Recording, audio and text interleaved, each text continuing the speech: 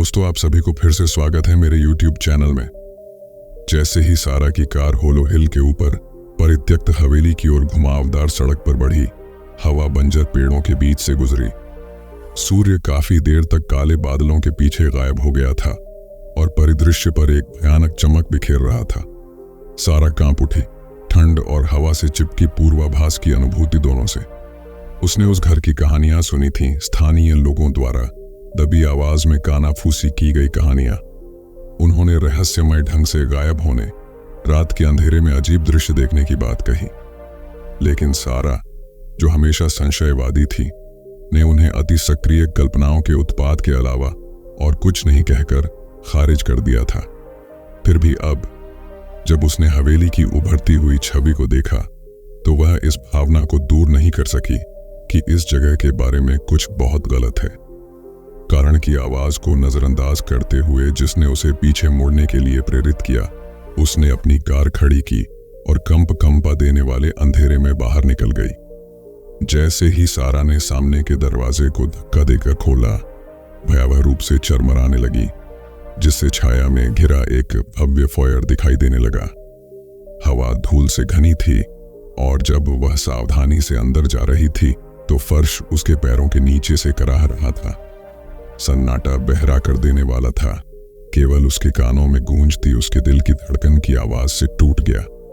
हर कदम के साथ सारा को अपने अंदर बेचैनी की बढ़ती भावना महसूस हुई। उसे उम्मीद थी कि घर खाली हो जाएगा, लेकिन ऐसा महसूस हुआ मानो उस पर नजर रखी जा रही हो, मानो अदृश्य आंखें उसकी हर हरकत का पीछा कर रही हों। उसने खुद को याद दिलाते हुए इस भावना को दूर करने की कोशिश की कि डरने की कोई बात नहीं, बल्कि उसकी अपनी कल्पना है। लेकिन फिर उसने यह सुना, हल्की सी फुसफुसाहट, जैसे हवा में पत्तों की सरसराहट। वह ठिठक गई। आवाज के स्रोत का पता लगाने के लिए जोर लगाते समय उसका दिल उसकी छाती में जोर जोर से धड़कने लगा। ऐसा लग रहा था जैसे कोई ऊपर से आ रहा हो और उसे अपने पीछे आने का इशारा कर रहा हो।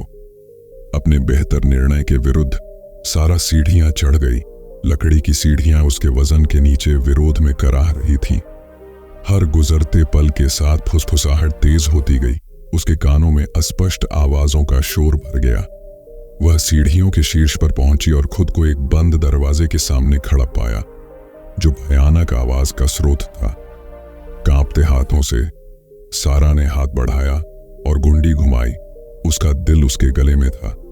जैसे ही दरवाजा खुला और बाहर एक मंद रोशनी वाला कमरा दिखाई देने लगा, उसने वहां जो देखा वह आने वाले कई वर्षों तक उसके बुरे सपनों में डूबा रहेगा। कमरा छायाओं से भरा हुआ था। उनकी लताएं दुष्ट आत्माओं की तरह दीवारों पर रेंग रही थीं। कमरे के मध्य में अंधेरे में लिपटी एक आकृति खड़ी थी। उसके चारों ओर फैले स्याह कालेपन के कारण उसकी आकृतियां धुंधली हो गई थीं।